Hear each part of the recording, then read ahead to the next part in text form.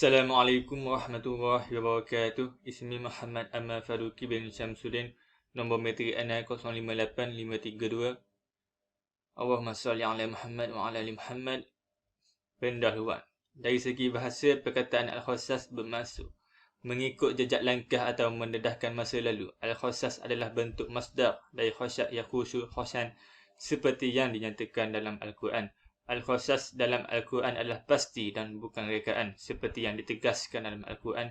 Sesungguhnya ini adalah kisah yang benar dan tiada Tuhan yang berhak disembah melainkan Allah Subhanahu Wa Taala, dan sesungguhnya Allah Subhanahu Wa Taala dialah yang Maha Perkasa lagi Maha Bijaksana. Surah Al-Imran ayat 62.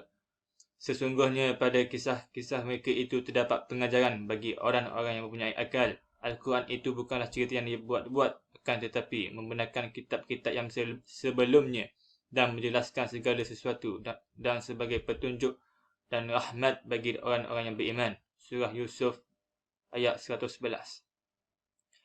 Al-Quran ini sentiasa menggunakan istilah khassas untuk menunjukkan bahawa kisah yang disampaikan adalah benar dan tidak mengandungi kemungkinan salah atau dusta. Sedangkan cerita lain yang mengandung kemungkinan salah dan besar biasanya diungkapkan dalam bentuk jamak dengan istilah qisas. Dari segi istilah, cerita bermaksud berita tentang masalah dalam tempoh berturut-turut. Khassas Al-Quran adalah berita tentang orang-orang yang telah lalu, nubuatan dan kejadian yang telah sedang dan akan terjadi. 3 jenis qasas Al-Quran. Yang pertama, kisah Nabi-Nabi terdahulu. Kisah ini meliputi dakwah mereka kepada kaumnya, mukjizat mereka, sikap menentang para Nabi dan fasa dakwah dan perkembangannya. Pembalasan terhadap orang kafir dan pendusta seperti kisah Nabi Nuh, Nabi Ibrahim, Nabi Musa, Nabi Harun, Nabi Isa, Nabi Muhammad SAW dan lain-lain. Yang kedua, kisah Al-Quran berkaitan peristiwa lampau. Kisah tentang seseorang yang belum ditentukan kenabian seperti Talut, Jalut, dua anak Nabi Adam, Ahlul Kahfi, Zulkarnain, Qarun, Ashab As-Sabti, Maryam, Ashabul Uhdud, Ashabul Fil dan lain-lain. Yang ketiga, kisah-kisah berkaitan peristiwa yang berlaku pada zaman Rasulullah SAW seperti Perang Badar, Uhud dalam surah Al-Imran, Perang Hunain, Tabuk dalam surah At-Taubah, Perang Al-Ahzab dalam surah Al-Ahzab, Hijrah, Al-Isra dan sebagainya. Assalamualaikum warahmatullahi wabarakatuh. Saya Muhammad Haris Zahin bin Mazlan. Nombor metrik saya 058689. InsyaAllah hari ini saya ingin membentangkan tentang ayat Al-Qasas, iaitu bermula dari juzuk 21 dan 22. Okey. Contoh ayat yang pertama, A'udzubillahi minasyaitanirrajim. Wa qalu laula unzila alaihi ayatun min rabbih Qul innamal ayatu 'indallahi wa innama ana nadhirun mubin. Sadaqallahul azim. Surah Al-Ankabut ayat 50. Maksudnya, dan mereka berkata, mengapa tidak diturunkan kepada Muhammad mukjizat-mukjizat dari Tuhannya? Jawablah, wahai Muhammad, sesungguhnya urusan menurunkan mukjizat-mukjizat itu adalah tertentu bagi Allah, dan aku hanyalah seorang Rasul pemberi amaran yang jelas nyata. Dalam ayat ini, jenis uslubnya ialah qasasul anbiya, dan pandangan mufassirin iaitu, dan mereka berkata, iaitu orang-orang kafir Mekah, kenapa tidak diturunkan kepadanya, iaitu kepada Nabi Muhammad, mukjizat dari Rabbnya. Dan menurut suatu qiraat, ayatun dibaca ayatun, dan menurut suatu qiraat, ayatun dibaca ayatun. Ya tu di situ pendek, dalam bentuk tunggal. Maksudnya mukjizat yang seperti unta Nabi Saleh tongkat Nabi Musa dan hidangan Nabi Isa. Katakanlah kepada mereka, sesungguhnya mukjizat itu terserah kepada Allah. Dialah yang menurunkannya dalam bentuk apa yang dikehendakinya. Dan sesungguhnya aku hanya seorang pemberi peringatan yang nyata, yakni sebagai orang yang menjelaskan peringatanku kepada orang yang berbuat maksiat, bahawa mereka akan dimasukkan ke dalam neraka. Tafsir Al-Jalalain. Pengajaran dalam ayat ini ialah intisari kandungannya menegaskan bahawa orang-orang Islam tidak cukup dengan hanya beriman dan mengaku menjadi Islam sahaja, akan tetapi hendaklah mereka sabar dan tabah hati menerima ujian. Sama ada ujian itu berupa perintah-perintah agama yang wajib dilaksanakan atau berupa larangan agama yang wajib dijauhi, atau berupa kesusahan dan kemalangan yang menimpa dan harta benda. Contoh ayat yang kedua yang berbunyi a'udzubillahi minasyaitonirrajim wa idh qala luqman libnihi wa huwa ya'izuhu ya bunayya la tusyrik billah inna syirka la zulmun azim. Sadaqallahul azim. Surah Al-Luqman ayat 13. Maksudnya, dan ingatlah ketika Luqman berkata kepada anaknya semasa ia memberi nasihat kepadanya, wahai anak kesayanganku, janganlah engkau mempersekutukan Allah dengan sesuatu yang lain. Sesungguhnya perbuatan syirik itu adalah satu kezaliman yang besar. Dalam ayat ini jenis uslubnya ialah qasasu qarani yata'allaq bihawadith ghabir.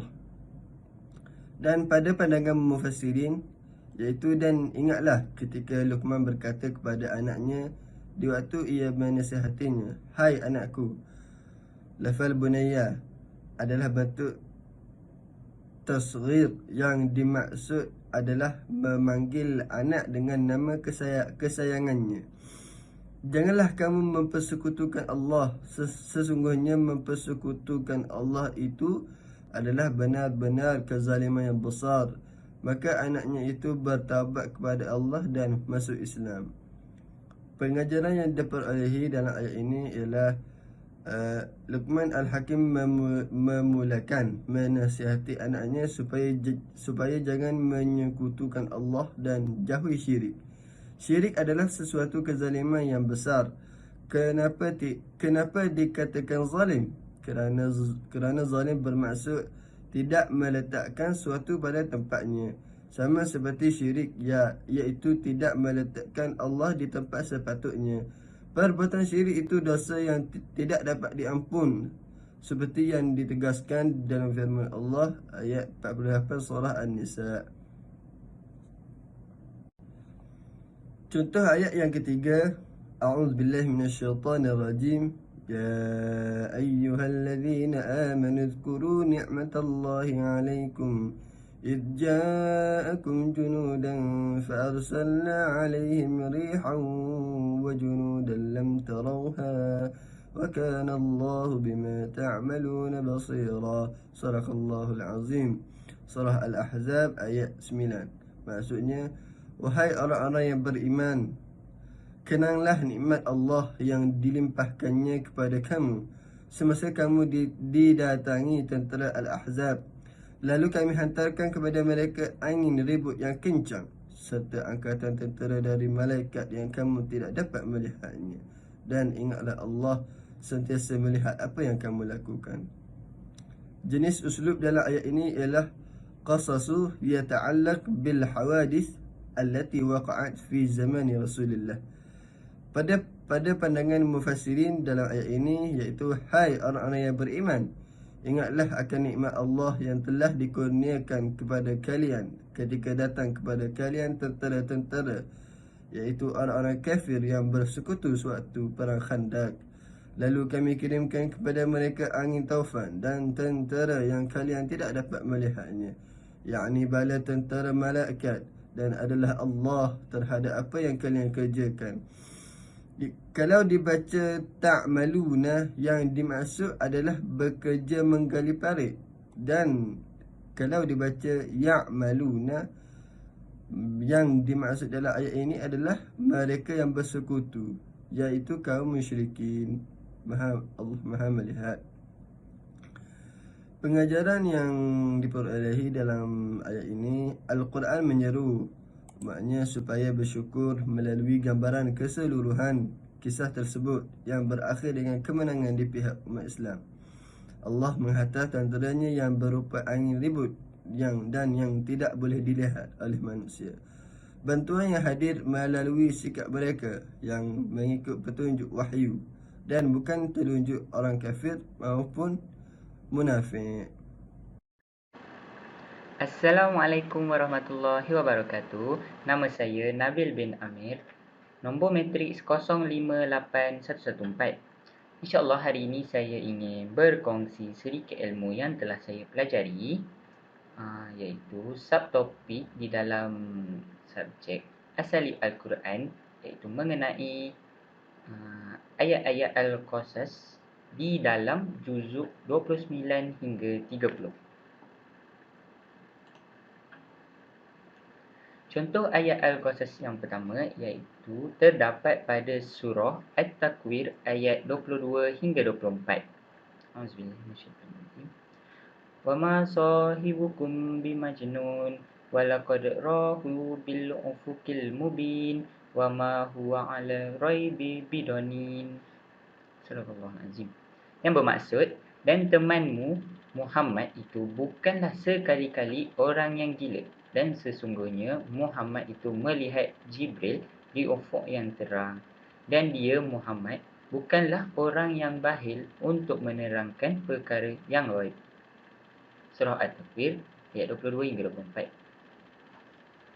24. Jenis uslub yang terdapat pada ayat tersebut iaitu jenis Qisasul Anbiya, yang bermaksud kisah para nabi terdahulu.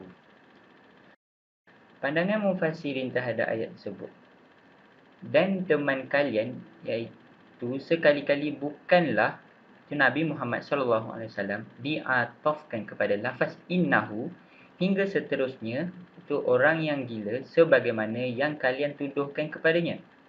Dan sesungguhnya dia telah melihat, iaitu Nabi Muhammad SAW telah melihat malaikat Jibril dalam bentuk aslinya di ufuk yang terang, yang jelas, iaitu di ketinggian ufuk sebelah timur. Dan bukanlah dia, iaitu Nabi Muhammad SAW, terhadap perkara yang gaib, iaitu hal-hal yang gaib berupa wahyu dan berita dari langit, sebagai seseorang yang dituduh membuat-buatnya. Ini berdasarkan qiraat yang membacanya secara zonin dengan memakai huruf zo. Menurut suatu qiraat yang lain, ianya dibaca secara donin dengan memakai huruf dot. Artinya seseorang yang bakhil untuk menerangkannya, lalu kerananya ia mengurangi suatu daripada wahyu serta berita dari langit tersebut. Pengajaran yang kita boleh dapat daripada surah At-Takwir ini ialah menerangkan bahawa Al-Quran itu disampaikan menerusi malaikat Jibril yang mempunyai sifat-sifat yang tinggi di sisi Allah SWT kepada Rasulullah SAW. Contoh ayat yang seterusnya yang terdapat pada surah Al-Buruj ayat 4 hingga 8. Auzubillahi minasyaitonir rajim. Qutila ashabul uhdud annari zatil waqud izhum 'alaihal qu'ud wa hum 'ala ma yaf'aluna bil mu'minina syuhud wa ma naqamu minhum illa an yu'minu billahil azizil hamid. Sadaqallahul azim. Yang bermaksud, binasa dan terlaknatlah orang yang membuat parit yang berapi dinyalakan dengan kayu bakar ketika mereka duduk di sekitarnya, sedang mereka menyaksikan apa yang mereka buat terhadap orang-orang yang beriman, dan mereka tidak menyiksa orang-orang mukmin itu melainkan kerana orang-orang mukmin itu beriman kepada Allah yang Maha Perkasa lagi Maha Terpuji. Surah Al-Buruj ayat 4 hingga 8. Okay, jenis uslub yang terdapat pada surah Al-Buruj ini adalah jenis Qisasul Kirani yata'alluq bil hawadisil ghabirah, yang bermaksud kisah-kisah Al-Quran yang berkaitan dengan kejadian masa lalu. Pandangan mufassirin, telah dibinasakan ataupun telah dilaknat orang-orang yang memiliki uhdud, artinya orang-orang yang menggali parit tersebut, iaitu api. Pada lafaz an-nari berkedudukan sebagai badal ihtimal dari lafaz al-uhdud yang dinyalakan dengan kayu bakar ketika mereka berada di sekitarnya, iaitu berada di sekitar tepi parit-parit itu, di atas kerusi yang mereka duduk. Sedangkan mereka lakukan terhadap orang-orang yang beriman, iaitu kepada Allah, menyeksa mereka dengan cara melemparkan mereka ke dalam parit yang penuh dengan api itu. Jika mereka tidak mahu kembali murtad dari imannya, menyaksikan artinya hadir penyiksaan tersebut. Menurut satu riwayat, bahawasanya Allah Subhanahu Wa Taala telah menyelamatkan orang-orang yang beriman yang dilemparkan ke dalam parit berapi itu, iaitu dengan cara mencabut nyawa mereka terlebih dahulu sebelum mereka jatuh ke dalam api. Kemudian api itu keluar dari dalam parit dan membakar orang yang berada di sekitarnya, sehingga mereka menyaksikan penyiksaan itu mati terbakar. Dan mereka tidak menyiksa orang-orang mukmin itu, melainkan kerana orang mukmin itu beriman kepada Allah yang Maha Perkasa dalam kerajaannya, lagi Maha Terpuji. Lafaz Al-Hamid itu bermakna Al-Mahmud, artinya yang Maha Terpuji. Jadi pengajaran yang kita boleh dapat dalam surah Al-Buruj ini ialah Allah Subhanahu Wa Taala telah menyempurnakan agamanya sebagaimana dia menolong budak dalam kisah tersebut.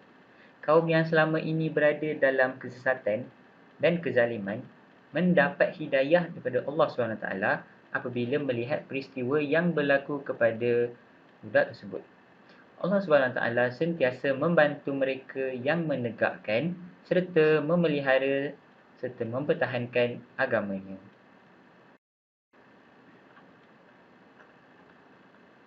Okay, contoh ayat Al-Qasas yang ketiga terdapat pada surah Al-Fil ayat 1 hingga 2. Bismillahirrahmanirrahim. Alam tara kaifa fa'ala rabbuka bi ashabil fil alam yaj'al kaidahum fi tadlil. Surah Al-Azim. Yang bermaksud, apakah kamu tidak memperhatikan bagaimana Tuhanmu telah bertindak terhadap tentera-tentera bergajah? Bukankah dia telah menjadikan tipu daya mereka untuk menghancurkan Kaabah tersebut tu sia-sia sahaja. Surah Al-Fil ayat 1 hingga 2. Jenis uslub yang terdapat pada surah Al-Fil ini adalah jenis Qisasul Kirani yata'alluq bil hawadisil ghabirah, iaitu sama juga kisah Al-Quran yang berkaitan dengan kejadian masa-masa lalu. Pandangan mufassirin terhadap ayat tersebut, apakah kamu tidak memperhatikan, iaitu istifham atau kata tanya di sini mengandungi makna ta'jub.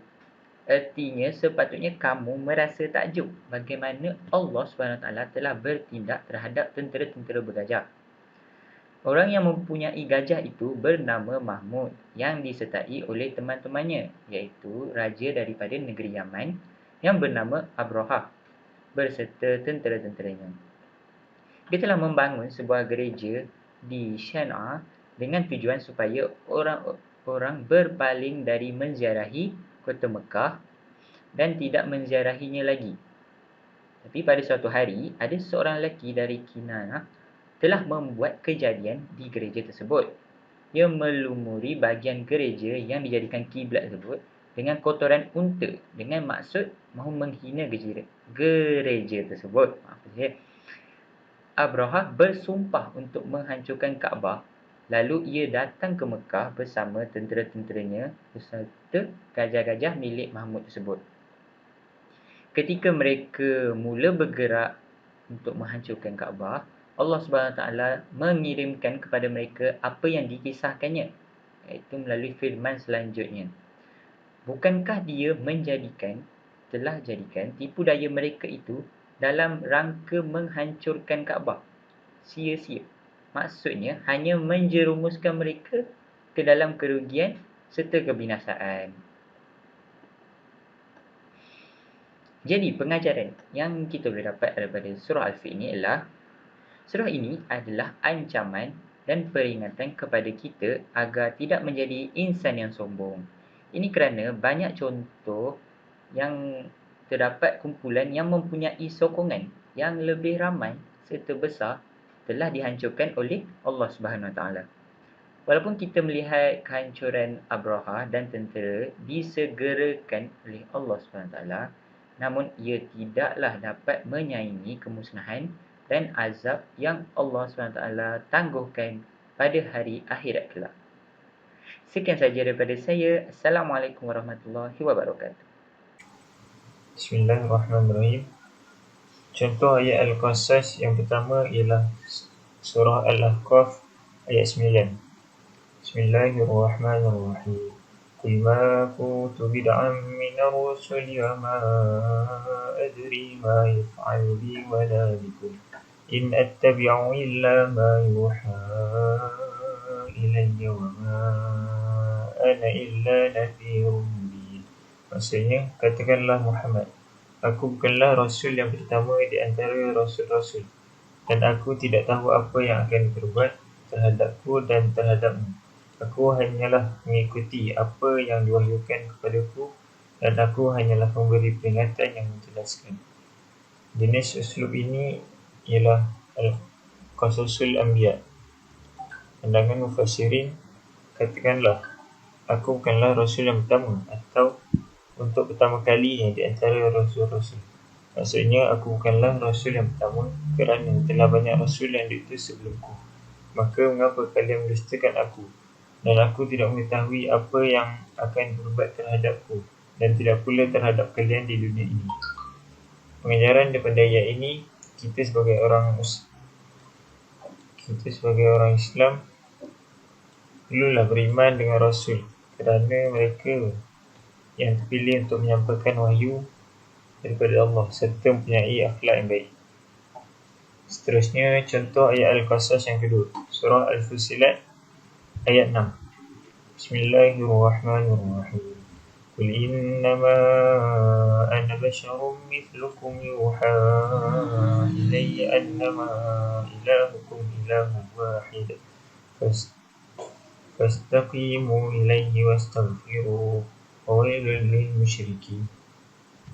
Maksudnya, katakanlah Muhammad, aku ini hanyalah seorang manusia seperti kamu yang diwahyukan kepadaku bahawa Tuhan kamu adalah Tuhan yang Maha Esa.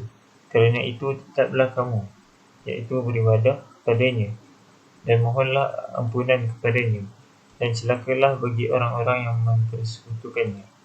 Jenis uslub ialah Qasasul Anbiya. Pandangan mufassirin, Qul innama ana basyarum mithlukum yuha. Maksudnya, katakanlah, bahwasanya aku hanyalah seorang manusia seperti kalian. Diwahyukan kepadaku bahwasanya Tuhan kalian adalah Tuhan yang Maha Esa. Maka tetaplah pada jalan yang lurus menuju kepadanya, yakni dengan beriman dan taat kepadanya, dan mohonlah ampun kepadanya. Dan kecelakaan yang besarlah. Lafaz al-wa'in ini merupakan kalimah azab lil musyrikin, bagi orang-orang yang musyrik. Pengajaran pada ayat ini, dalam ayat ini Allah mengajar apabila dakwah kita tidak diterima, maka kita balaslah dengan baik dan rendah diri.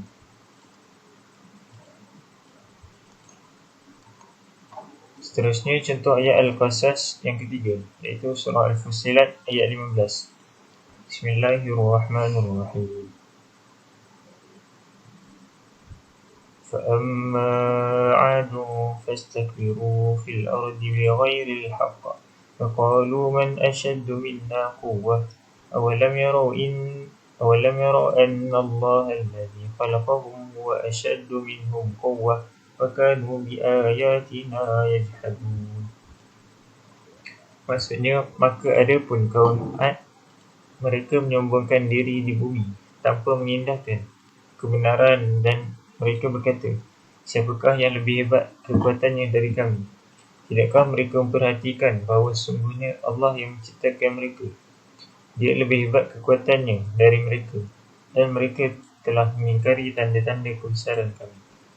Jenis uslub pada ayat ini ialah qasasul Qurani yata'allaqu bihawadis ghabirah. Pandangan mufassirin, adapun kaum Ad, mereka menyombongkan diri di muka bumi tanpa alasan yang benar dan berkata, ketika mereka diperingatkan dengan azab, siapakah yang lebih besar kekuatannya, dan berkata, yang lebih besar kekuatannya dari kami. Maksudnya, tiada seorang pun yang lebih kuat dari kami. Menurut satu riwayat disebutkan bahawa seorang dari mereka mampu mengangkat batu yang sangat besar dari sebuah gunung. Kemudian, ia mengolahnya sesuai dengan apa yang dia kehendaki. Dan apakah mereka tidak memperhatikan? Apakah mereka tidak mengetahui bahawa Allah yang menciptakan mereka adalah lebih besar kekuatannya dari mereka, dan bahawasanya mereka terhadap tanda-tanda kami, yakni mukjizat-mukjizat kami, adalah orang-orang yang ingkar. Pengajaran pada ayat ini, kita sebagai umat Islam tidak patut sombong dengan kelebihan yang terdapat pada kita, seperti harta, kuasa dan lain-lain, kerana itu semuanya hanya pinjaman sementara. Allahu a'lam. Assalamualaikum warahmatullahi wabarakatuh. Nama saya Adah Ahmad Silzah bin Rizwan. Nombor matrik saya 058141. Jadi hari ini saya akan menerangkan qasas dalam Al-Quran. Ada 3 jenis. Saya akan terangkan ketiga-tiganya, dan yang berada dalam juzuk 23 dan juzuk 24 sebagai contoh.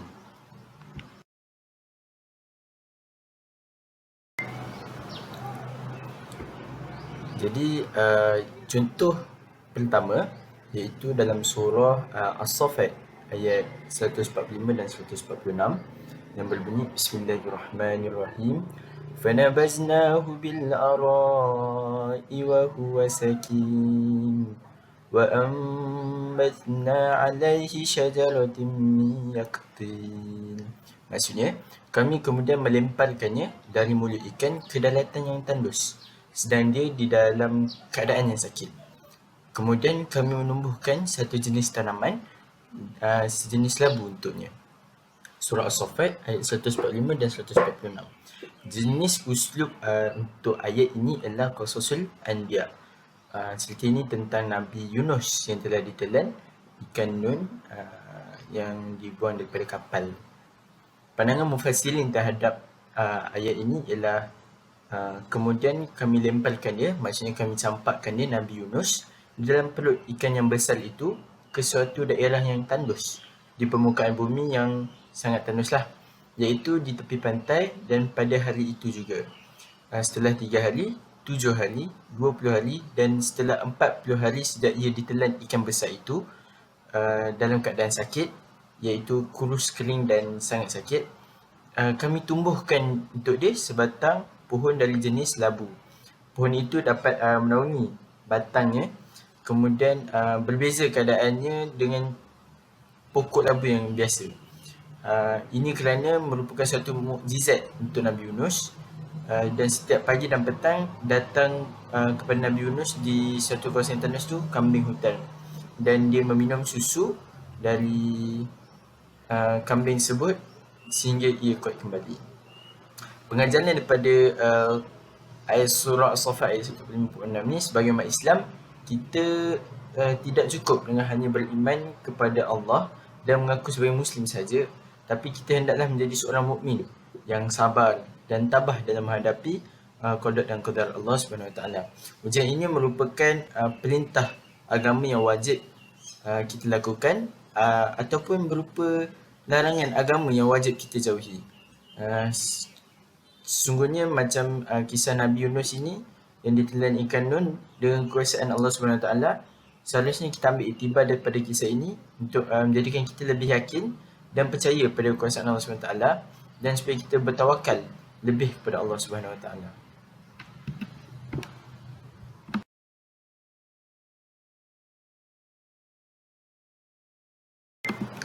Contoh yang kedua daripada surah Ghafir ayat 28. Contoh ayatnya, Bismillahirrahmanirrahim. وَقَالَ رَجُلٌ مُؤْمِنٌ مِنْ آلِ فِرْعَوْنَ يَكْتُمُ إِيمَانَهُ أَتَقْتُلُونَ رَجُلًا أَنْ يَقُولَ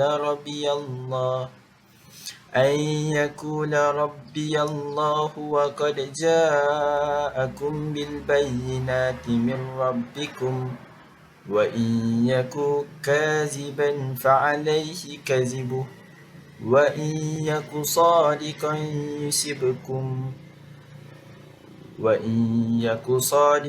يُصِبْكُمْ بَعْضُ الَّذِي يَعِدُكُمْ إِنَّ اللَّهَ لَا يَهْدِي مَنْ هُوَ مُسْرِفٌ كَذَّابٌ. Bermaksud, seorang lelaki mukmin dari keluarga Fir'aun yang menyembunyikan imannya berkata, apakah kamu akan membunuh seseorang kerana dia berkata Tuhanku adalah Allah, padahal sungguhnya dia telah datang kepadamu dengan membawa bukti-bukti yang nyata dari Tuhanmu. Jika dia seorang pendusta, dialah yang akan menanggung dosa atau dustanya itu. Dan jika dia seorang yang benar, nescaya sebahagian bencana akan diancamkan kepadamu dan akan menimpamu. Sungguhnya Allah tidak memberi petunjuk kepada orang yang melampaui batas lagi pendusta. Surah Ghafir ayat 28. Jenis uslub di sini ialah qasasu Qur'ani ta'allaqu bihawadis ghabirah. Maksudnya kisah-kisah dalam Quran berkaitan dengan orang dahulu ataupun orang-orang zaman dahulu lah. Pandangan mufassirin di sini, dan berkatalah seorang lelaki yang beriman di antara keluarga Firaun itu, menurut satu pendapat disebutkan bahawa dia ialah anak kepada bapa saudara Firaun ataupun saudara sepupunya sendiri yang menyembunyikan imannya daripada Firaun. Dan apakah kalian akan membunuh seorang lelaki itu kerana sebab dia menyatakan Tuhannya adalah Allah, padahal dia telah datang kepada kalian membawa keterangan-keterangan, iaitu mukjizat-mukjizat yang jelas daripada Allah SWT. Dan dari Rabb kalian, dan jika dia seorang pendusta, maka dia yang menanggung dosa-dustanya itu, iaitu jika Nabi Musa sendiri yang mendusta ketika itu, dia sendirilah yang akan menanggung akibat dan kedustaannya. Dan jika ia seorang yang benar, nescaya sebagian bencana yang diancamkan kepada kalian akan menimpa kalian, iaitu sebagian azab yang akan diancamkan kepada golongan Fir'aun tu, kepada masyarakat pada kaum tu, akan terus saja menimpa ke atas mereka. Dan sungguhnya Allah tidak menunjuk ataupun Allah tidak memberi petunjuk kepada orang-orang yang melampaui batas, iaitu orang-orang musyrik yang lagi pendusta yang banyak dustanya. Tapi di sini jelas bahawa Nabi Musa itu ialah pesuruh Allah. Pengajaran yang kita boleh ambil daripada surah Ghafir ayat 28 ini, pengajaran ayat ini, iman itu bukanlah terletak pada salah silah keluarga yang alim ataupun yang teruk, namun ianya terletak pada hati manusia itu sendiri. Tidak kiralah apa pun latar belakang kehidupan dia dan keluarga dia, seperti mana dalam ayat yang baru saya baca tadi, walaupun lelaki tersebut merupakan sepupu ataupun saudara kepada Fir'aun, namun dia merupakan seorang lelaki mukmin yang taat kepada Allah SWT dan mematuhi perintah Allah SWT, serta membantu Nabi Musa dalam memberitahu sendiri kepada Fir'aun bahawa perlu ke membunuh pesuruh Allah SWT yang jelas membawa mukjizat dan keterangan daripada Allah SWT. Jadi di sini kita mestilah sentiasa berada pada jalan Islam berpandukan Al-Quran dan As-Sunnah.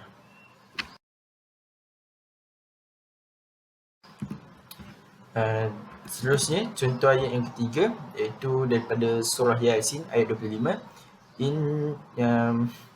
Contohnya, Bismillahirrahmanirrahim. Inni amantu bi rabbikum fasma'un. Maksudnya, sungguhnya aku telah beriman kepada Tuhanmu, maka dengarlah pengakuanku. Surah Yasin ayat 25. Jenis uslub di sini ialah qasasu yata'allaqu bil hawadis allati waqa'at fi zaman Rasulullah. Kisah yang berlaku ataupun peristiwa yang berlaku suatu zaman Rasulullah.